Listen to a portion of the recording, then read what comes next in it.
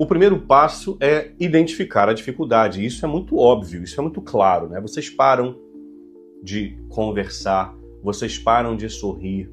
Existe um silêncio na casa que não é silêncio de paz, mas é um silêncio de angústia, é um silêncio que atrapalha, que incomoda. Vocês param de se preocupar um com o outro. Se vocês estão vivendo isso, e você que está vendo esse vídeo, se você está vivendo isso, provavelmente você está passando por uma crise.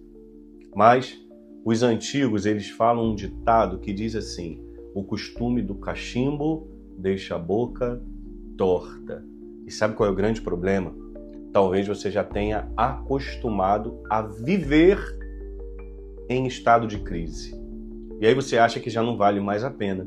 Você já não acha que já não tem mais solução. Você acha que você não sabe mais o que fazer e como fazer. Então você simplesmente se acostuma com a crise. E aí, olha que impressionante. A crise passa a ser o comum do dia a dia. E aí quando vocês olham para casais que vivem bem, casais que se amam, casais que se respeitam, vocês falam: ah, cara, isso é impossível de viver assim. É muito possível. Então, se você identifica algum motivo de crise no seu relacionamento, estou falando aqui para matrimônio, mas também noivado, namoro, se vocês identificam algum tipo de crise, vocês precisam parar um pouquinho. E, primeiro, aquilo que eu falava nos vídeos anteriores, olhar para dentro. Nós temos a pressa, nós somos ágeis a lançar sobre o outro a responsabilidade. Nós estamos em crise porque ele não fez, nós estamos em crise porque ela não falou, nós estamos... Não, deixa eu olhar para mim, porque eu estou passando por essa crise no meu matrimônio. O que eu deixei de fazer? O que eu deixei de falar? Ah, padre, mas eu só deixei porque ele também, porque ela também deixou. Agora são dois. Enquanto tem um lutando, ainda nós temos possibilidade. Mas quando os dois desistem, aí a gente não tem mais o que fazer. Então, o primeiro passo, quando eu percebo que o meu casamento está desmoronando, é parar e identificar os problemas, as dificuldades. É falta de diálogo? É egoísmo? É imaturidade? É isso tudo junto? É traição, infidelidade, mentiras, comportamentos diferentes? Identificou? Ok. Olha para você e faça a pergunta: o que eu fiz ou deixei de fazer para que essa situação chegasse ao ponto em que está? Porque aí você começa a olhar para dentro, você começa a olhar para você. E olhando para você não significa que você vai mudar toda a situação, mas mudando aqui, com certeza você consegue mudar também a situação, ou pelo menos vai dar um passo. Então, a primeira coisa a fazer, a primeira coisa é começar a olhar para dentro, refletir. O que eu faço, padre? Não toma nenhuma decisão agitada, não toma nenhuma decisão antecipada, prematura, precipitada. Para e se pergunta: o que eu fiz ou deixei de fazer para que a situação chegasse até esse ponto?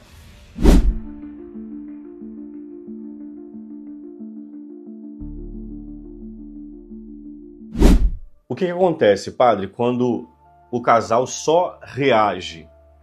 Certamente vocês vão se ferir ainda mais. Essa ação reativa é sempre uma resposta, é uma reação. Antes já aconteceu algo. Quando o casal só reage, provavelmente vocês já não têm diálogo. Provavelmente vocês já não têm momentos de lazer, de conversa, de descontração. A vida deve estar, desculpa a expressão, uma porcaria. E aí você já está nervosa, você já está nervoso, vocês já vivem num nível de impaciência grande. E aí faz o outro espirrar fora da hora, vocês já estão reagindo. Então, não vale a pena, né? Existe na medicina, e eu não sou médico, e aqui eu estou falando de forma muito leiga, existe na medicina a medicina que cura a doença e existe a medicina que se antecipa, que estuda o caso antes da doença aparecer. Então, é muito mais saudável, é muito mais inteligente para o casal identificar aquilo que ainda nem aconteceu ou que está começando a acontecer. O problema, sabe qual é? É que a gente sempre deixa para o dia seguinte. Ele vai melhorar. Eu tenho certeza que ela vai melhorar. Eu tenho certeza que ele vai perceber o que ele está fazendo. Afinal de contas, como ele não percebe o que ele está fazendo? E aí, o outro não tem obrigação de entender a minha insatisfação. Se eu não sentar com tranquilidade, com humildade, com paciência e expor aquilo que está começando ou que já está acontecendo. Então, quando um casal só reage, o que vai acontecer? Mais feridas, mais ofensas, mais mágoas, mais distanciamento. É preciso ter a coragem de sentar, de dialogar, olhar para dentro. Eu olho muito para frente, eu quero muito que ela mude, mas eu preciso olhar em mim. O que eu preciso mudar? Você que está vendo esse vídeo agora, o que você precisa mudar para que o seu casamento, para que o seu matrimônio seja feliz, saudável, para que a sua casa seja um lugar de paz e não um lugar de guerra? Faça essa pergunta. Eu tenho certeza e que isso vai te ajudar muito.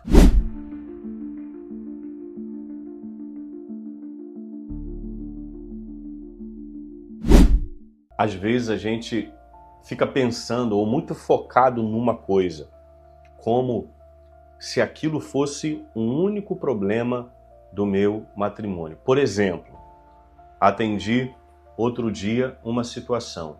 A esposa estava desconfiando do marido, porque ele estava usando muito o telefone celular. Qual que é o problema desse casal? O marido usar muito o celular? Isso é só a ponta do iceberg.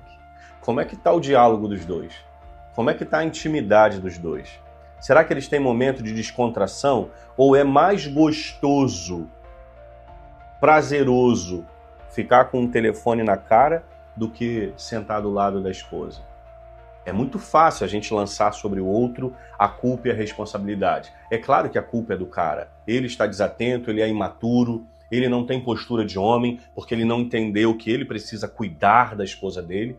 Mas como será que é a conduta dessa mulher dentro de casa também? Então se essa mulher ficar só pensando, mas o culpado é meu marido, porque ele que fica no telefone. É verdade, ele é culpado, ele que fica no telefone. Mas por que será que ele fica no telefone? Ah, padre, porque ele tem outra. Não vou nem chegar nesse mérito. Mas se ele tiver outra, por que será que chegou ao ponto dele ter outra? Ah, porque ele é um cafajeste sem vergonha. Concordo. Mas será que é só isso? Ou será que a outra parte deveria olhar para dentro e se perguntar o que eu fiz ou o que eu não fiz para que o meu casamento tivesse essa margem, essa abertura para que o meu marido pudesse fazer isso? Então, a gente às vezes fica focado numa coisinha pequenina e esquece de ver tudo que está por trás. E é isso que faz com que essas coisas aconteçam.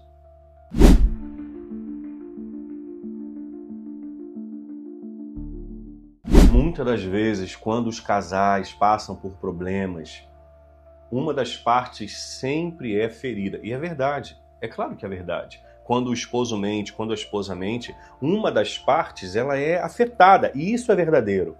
Mas ou eu entendo que eu tenho que assumir o protagonismo do meu relacionamento, é meu papel fazer dar certo, ou eu vou ficar me fazendo de coitado, porque eu não merecia isso, porque eu amei tanto, porque eu tratei com tanto carinho, porque nós tínhamos tantos planos. Ok, mas e aí, o que eu posso fazer para que essa situação seja modificada?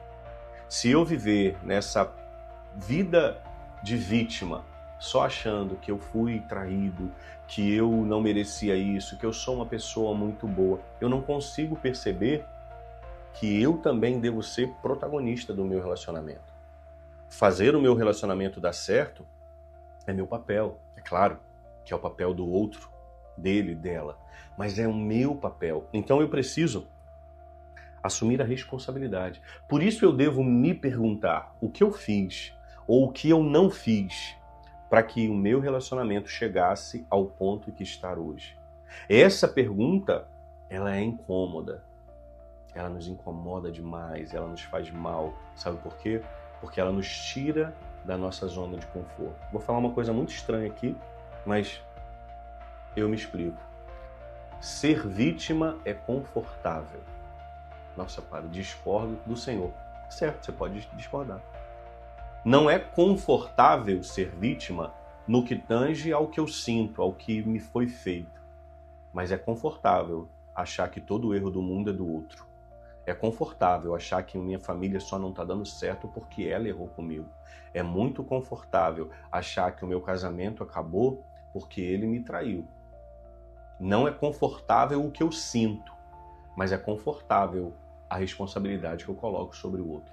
Então, eu preciso entender que o meu casamento vai dar certo, sim, quando eu for a protagonista para fazer ele dar certo.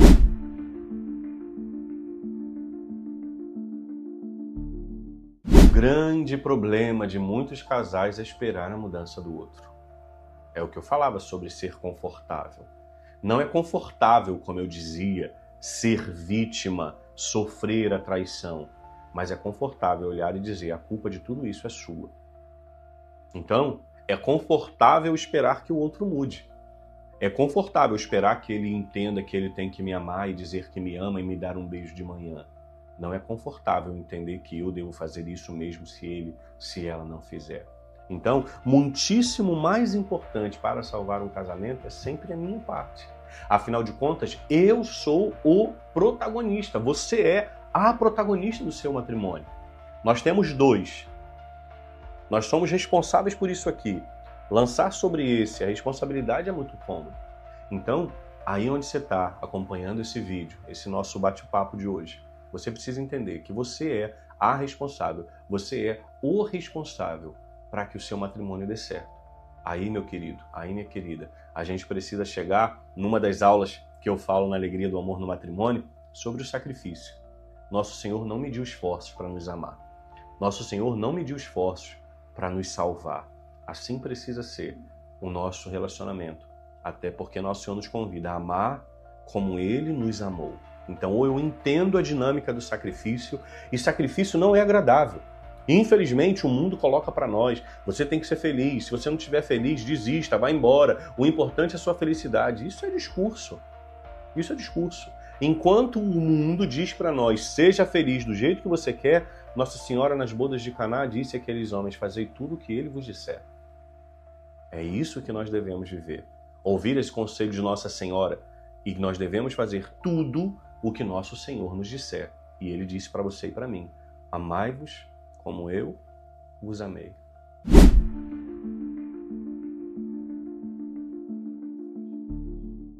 No momento de crise, o que gera em nós é indiferença, é insatisfação, irritabilidade. É como que nós fôssemos, como se nós dessemos choque. Toda vez que tentam se aproximar, dá choque, porque vocês estão irritados. A amabilidade, ela é uma virtude que ela vem para fazer um curativo nestas feridas. A amabilidade vai me ajudar a ser para o outro aquilo que eu quero que o outro seja para mim. Mas o problema, vou dizer de novo, de muitos casais, é esperar que comece pelo outro. Eu quero que o outro seja carinhoso, eu quero que a outra seja carinhosa, eu quero que ela me abrace, eu quero que ele me dê um beijo, eu quero que ele seja verdadeiro comigo, eu quero que ele me surpreenda, eu quero que ele isso, eu quero que ela aquilo outro. Eu sempre quero muito do outro. E o outro não espera nada de mim. Eu não devo fazer nada pelo outro. Ou todas as minhas ações não serão ações, mas sim reações àquilo que ele, que ela fez. Então a amabilidade é como um curativo numa ferida. Quando a gente está sentindo dor, a gente coloca um curativo, um anestésico, essa dor diminui. É a amabilidade. A amabilidade vai trazer para a sua casa, para o seu matrimônio, essa sensação de bem-estar de novo, de carinho, de cuidado, de atenção, de esperança. Então, a amabilidade é um curativo numa vida toda ferida. Então, se você está vendo esse vídeo, se você chegou até aqui, eu digo para você: faça, mesmo que ele, que ela ainda não esteja fazendo. É o seu testemunho de amor que vai fazer com que o outro te ame e demonstre esse amor.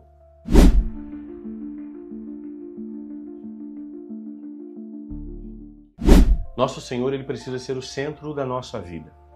Nosso Senhor Jesus Cristo precisa ser a nossa referência, porque ele se deu lá nas bodas de Caná. Ele diz assim a Nossa Senhora: por que dizes isto a mim? A minha hora ainda não chegou. E quando ele falava da hora, ele não falava da hora de fazer milagre, até porque fazer milagre para Jesus é muito fácil. Quando Jesus falava da hora, ele falava da hora da cruz, da hora do sacrifício. Ele é a sétima talha, a talha perfeita. No casamento, ele transformou a água em vinho, a dificuldade em alegria. Na cruz, ele transforma o vinho no sangue, a alegria do matrimônio no sacrifício da oferta, da entrega. Então, Jesus precisa ser a referência primeira. Ele sendo a referência primeira da minha vida, eu vou entender que eu preciso amar antes de ser amado. Como a gente canta na oração de São Francisco, né? Essa belíssima oração que é atribuída a São Francisco. Ó Mestre, fazei que eu procure mais, consolar que ser consolado, compreender que ser compreendido, amar que ser amado, pois é dando que se recebe, é perdoando que se é perdoado e é morrendo que se vive para a vida. A gente sempre espera no outro. Qual é a raiz, padre, da crise? Eu digo sem medo de errar, egoísmo. É quando eu desejo que a minha vontade seja feita no meu jeito, do meu tempo, quando eu quero. O outro faz parte da minha alegria, mas eu estou buscando a minha alegria. Se você pensa assim, certamente você está passando por alguma crise no seu matrimônio. Eu preciso fazer com que o outro, com que ela, com que ele seja feliz e não o contrário. O meu desejo primeiro como um esposo, como uma esposa, é fazer o meu esposo, é fazer a minha esposa a pessoa mais feliz do mundo. Tendo este altruísmo, que é o contrário, a diferença do egoísmo, certamente eu vou conseguir identificar as dificuldades da minha vida. Eu vou conseguir identificar as dificuldades do meu matrimônio, do meu relacionamento. E identificando, eu vou conseguir sentar, respirar, orar e agir. Bom, se você chegou até aqui, fico muito feliz. Espero que esse vídeo te ajude a solucionar, a sair das crises do seu matrimônio. E para receber mais conteúdo, deixa eu te dizer, deixa aqui embaixo o like e se inscreva no meu canal. Assim, toda vez que nós colocarmos um conteúdo novo, você vai receber a notificação. Deus abençoe você.